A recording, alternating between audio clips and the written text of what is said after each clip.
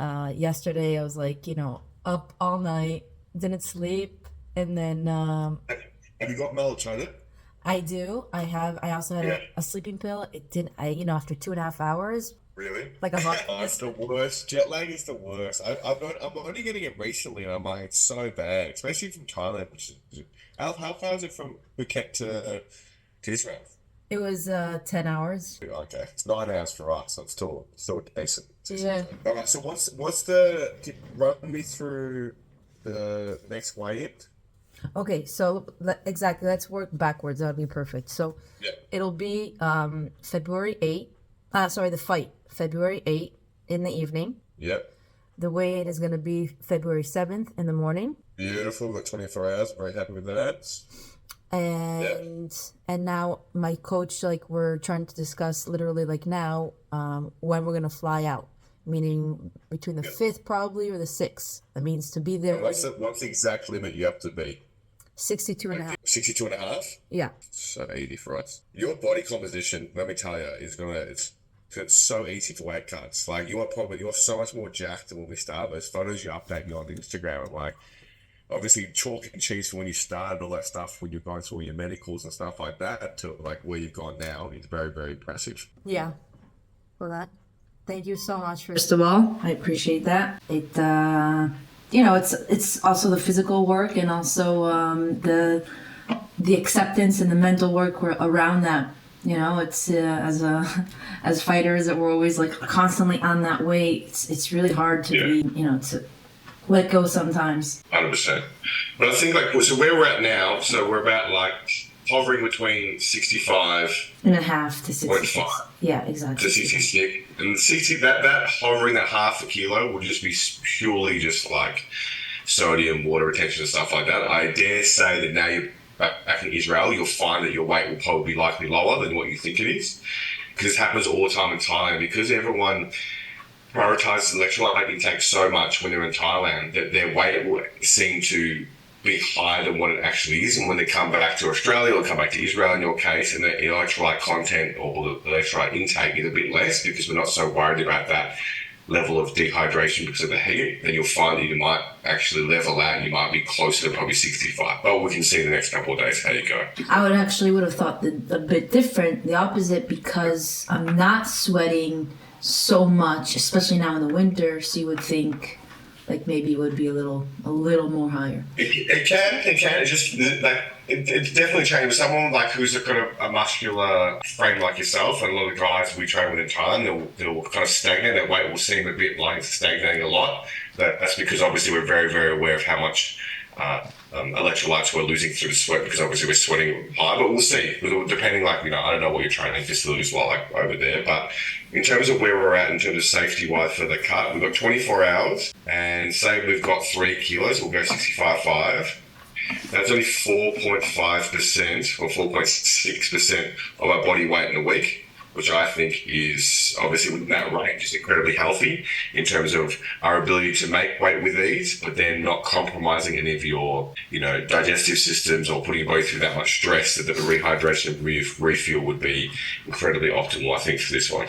So, what would you think? What would be the most ideal time to go to Paris as far as the cut weight? Like, that's what we're trying to discuss now as well. How much time have you got? How many hours is it from Israel to Paris? I think 4 hours, 3.5 hours, something like that. So lucky. 4 hours, yeah. The thing with this is it's less the flight time, because 4 hours is not that going to be that much of a contributing factor. Because you only have 3 to go, we can manipulate quite easy. What we're trying to do is passively get most of it off, and then we'll do a very small cut if we need to. But I think when we switch over that 5-week diet, I think what we'll find is you'll passively get it off without having to do like a traditional like final water cut, we can see. My whole thing is more like, what's the facilities when you get there? Like, are you just get a hotel room? Do you have an apartment with a cooking facilities and stuff like that? Because if you get there 3 days before and you're stressing about food, that's worse than getting there 2 days before. And when you're in Israel and you've got everything that you have. Does that make sense? Yeah. Because for me, it's like what I would say. Say the for sake of stress and anxiety, if the weigh-in's on Friday, I would say get there Wednesday. No, the weigh-in is going to be Wednesday. Oh, the Wednesday. Right? February 8th is Thursday. So I would get there on a Monday just because you have 2 days to prepare. So you have, say you fly in Monday night, then at least like if you get a delayed flight, there's not this increased levels of stress. So you go Monday night, you arrive in Paris, you sleep, you wake up, and then you got the day before. Day before, obviously, we're going to still have food intake and water intake, but it's going to be very basic, so we don't have to stress too much. If you can, try to get like a service department or something that you can prepare food. If not, just get most of the hotels, if you go up to the chef and be like, listen, can you just make me some eggs and can you do it like this? They're pretty accommodating. But as I tell people, if you get a service department, obviously easy because you just prepare some food and stuff like that. Because what we can do is we can use if it's a service department, use the kitchen, use the microwave and those kind of things. Right, so I have to figure out what there is in the facility, what there is in the hotel. Yeah, that's the whole thing. So if we don't have any cooking facilities, you don't have the ability to get cooking equipment like an air fryer or thing, we have to, obviously, when I'm telling you what to prepare, I'm not going to say, hey, listen, you get this, that. We have to go pretty basic and go like, okay, can you source microwaves, or we can list microwave some rice and stuff like that. But if they have a good like a restaurant downstairs or a good like buffet and those kind of things, we can kind of prepare through that as well. I'm gonna assume that like the hotel, is like a 5-star hotel because it is in Paris and it's a big event. Yeah. Let's go for the worst case scenario. It's not. We have a friend there. He has multiple different restaurants as well, so he could probably try and arrange something for us. Yeah. What we'll do is, depending what you decide to do, what I'll do is that I'll manipulate your weight through the diet. We'll start, like, say we're weighing in on the Wednesday, for example. What we're going to do is the days before, we'll try to manipulate your diet. So I'll probably reduce your carbohydrates, play with your sodium and play with your fiber intake to get you down as low as possible. So we do have that freedom to be a bit more loose with the intake. So you're not so stressed have to be exact throughout the last day. It's just more like, we'll go to that restaurant. It's pretty easy to go, hey man, can you just make some rice, some chicken, or something like that. Do you know what I mean? Like we can maybe pull the weight off a bit earlier in terms of the way it just naturally, passively comes off. And then we can kind of have a bit more room to move. And then the day, like what you have to cut in that whole week is okay. So then worst case scenario, we have a bit of fluctuation because of the flight. There's a bit of stress involved. We can always use a sauna on the day just to get that last few 100 grams off.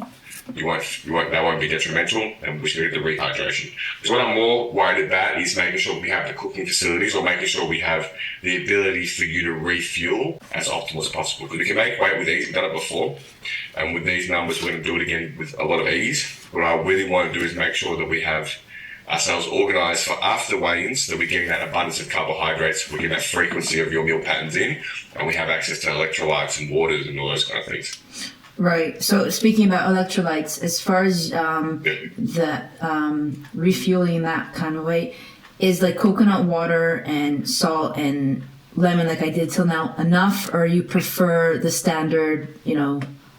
I prefer like electrolyte powders. It's just that, like, in terms of stomach comfort, I feel like, I know that you said you definitely can have coconut water throughout the process of rehydrating. I just think for that first initial hour after weigh-ins, what's essential to do is we have our electrolyte drinks. What I want you to do is, so we step off the scales the first hour to say an hour and a half, depending how you're feeling. Just focus on fluid intake with electrolytes. I do prefer just electrolyte powders initially, and then after, say, the first 1 to 2 litres of electrolyte powders, you can move on to coconut water. But what I like to do now is focus on probably the first, say, 2 litres with a decent amount of electrolytes. I'll give you the specifics for another brand I'm using, and then we move on to water. So we're giving that bit of the body a bit of a different look, rather than just like people just, I think, too often just smash electrolytes for the sake of it. Or what we're trying to do is introduce electrolytes back in, then go back into the normal fluids because we've got that electrolytes on board, get the fluids in, and then again reintroduce some more electrolytes after that kind of bolus. So we're trying to have a bit more of a wave of electrolyte intake, rather than you just simply just going electrolytes, because that doesn't what's most beneficial for rehab. Oh, so we talked about the cold and the heat. So now that it's, I'm in a much colder environment, should I be training, long sleeve and just keep that heat and sweat out? Or like, doesn't necessarily mean anything? Now we can factor in, like, you may be heavier, you may be heavier, a little bit heavier, a few hundred grams, because there's not that level of obviously fluid losses from training. But I wouldn't say, whatever you're comfortable doing. If you're probably heat acclimated already because of your time in the heat, so if we do the sauna or the bath, I think you'll probably feel pretty comfortable in that hot environment. But for now, it's just more like our weight's in a great place, your body composition is in a great place. So I think that, those little intricacies, that's just playing with water retention. That's not something that we need to focus on right now. What we need to focus on is, like, keep that weight stable around 65.5 leading into this comp. We'll start the fight week. But yeah, I think don't worry about covering up. Like, obviously for warming up, do that, but if you feel like you don't want to be that hot, you don't have to do it just for the sake of it because you're not dialing. Right. So now the intensity, it's dropping from where I was back in Thailand. Now we're going into like more drills, more accuracy, more agility, movement, a lot of kind of give and take in the partner training.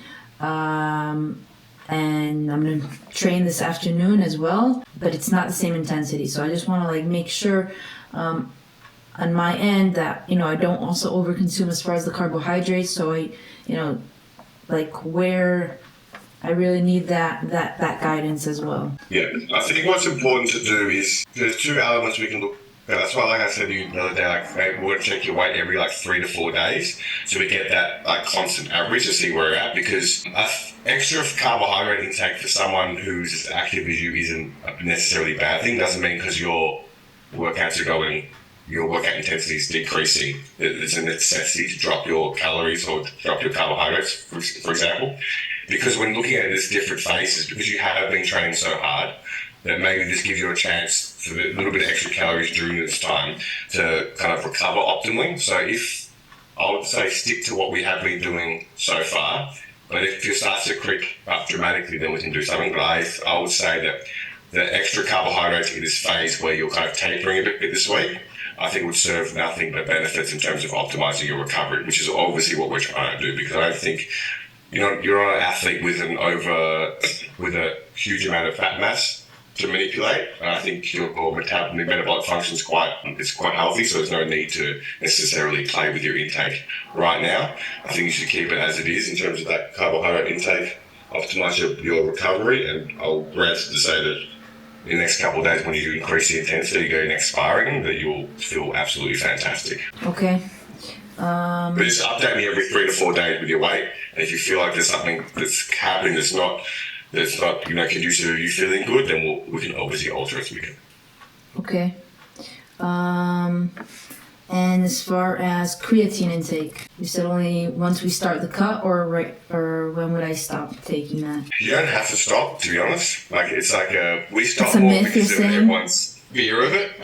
You can, the thing about creatine intake, you do see an increase in water weight. That's usually for the first 5 to 6 weeks of take, and then it kind of levels out. So if you've been taking it religiously, you don't have to. But as a fail safe, I usually say stop at about 7 days out. Sometimes 5, depending on how comfortable. If you're a bit stressed by it, just cut it out at 7 days out, and then we'll reintroduce it probably an hour or 2 or 3 after weigh-ins when your stomach feels nice and settled. But I think in terms of training and stuff like that, creatine is so important. Obviously the performance benefits, but the neuroprotective factor of creatine is something that's why I'm very diligent with all my combat sport athletes to make sure they have that religiously, because that's what's going to be very important to keep your brain healthy. And obviously in your case, it's very, very important. Yeah, so I'm on that. Those were my questions. I might be able to do another body composition if that would be helpful. Yeah. Maybe I'm not. Obviously, yeah. If you can do it, if it's feasible and affordable and stuff like that, there's nothing wrong with that, because we can just track your body composition. It's also good to know.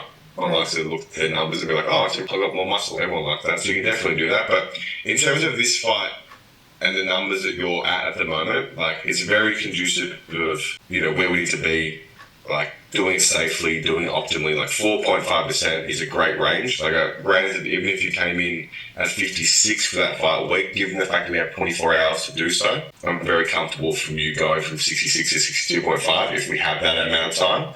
Given like your situation, the history, the data we have of you making weight before, you know, your current body composition. So I think that we have a level of flexibility that we can work with, especially with that kind of stuff. And in terms of travel, that's easy. It's 4 hours. As long as it's 4 hours, I don't know. I'm not sure what the supermarket in Paris are like. Never been. I heard Paris is horrible, according to all the people from Australia. But it's going to be easy to work around. So anything that happens, obviously, you know, I'm always on my phone. So you just put me on Instagram and be like, this is what we've got available. This is what we don't have available. I'm freaking out. I'm not freaking out. And I'll just reply like, don't freak out. Very easy. Let's do this. And you're like, okay, no worries. Okay. A lot easier than Thailand, let me tell you. Europe is a lot better than Thailand for like sourcing like the food you want and getting the restaurants to understand what you need and stuff like that. So The communication 100%, but Thailand is it's okay getting around. You know, you go to 7-Eleven, you have everything pretty much. Hard-boiled eggs, it's okay.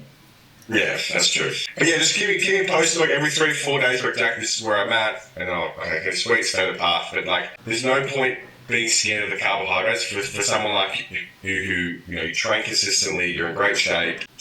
Reducing that alongside of reducing training doesn't necessarily equal the kind of the result that you're wanting. I think that what we need to do is, because you've been training so hard and pushing it, you have come off being a little bit ill and stuff like that. Keeping the carbohydrates nice and high, giving that extra calories while we let your body rest. It's just going to let you heal better. It's going to make you feel more energetic. So when we do go back to a period of harder training in a week or so, that you're going to feel in a bit better place physically and mentally. And that's what we're trying to aim for. Getting you to this fight day, not only being the best shape, but if you feel really good, then mentally you're going to this the best. Because unlike other people on that card, I dare say, who are going to be literally cutting weight for days to get there, you're focusing on feeling the best you can, making weight with ease, getting the food back in, or they're just concentrating solely on making that scale and getting there in a very, very intense way, where you're doing it a proper way, which is primed your body to refuel and rehydrate. If that makes sense. Yeah, 100%. I agree. So what time is it in Israel now? 8 a.m. You haven't slept last night? I was up since 4:30. You poor thing. But I did go to sleep at 9. So try to stay up all day, and then tonight, half an hour, take your melatonin, do a meditation, and see if that works. Okay, definitely. All right, we'll keep you posted. If you need anything, just reach out anytime you need, all right? All right, perfect. Thank you so much. Super excited for this. No worries. Awesome, me too. Have a great day. Talk to you soon. All right, you too. Bye.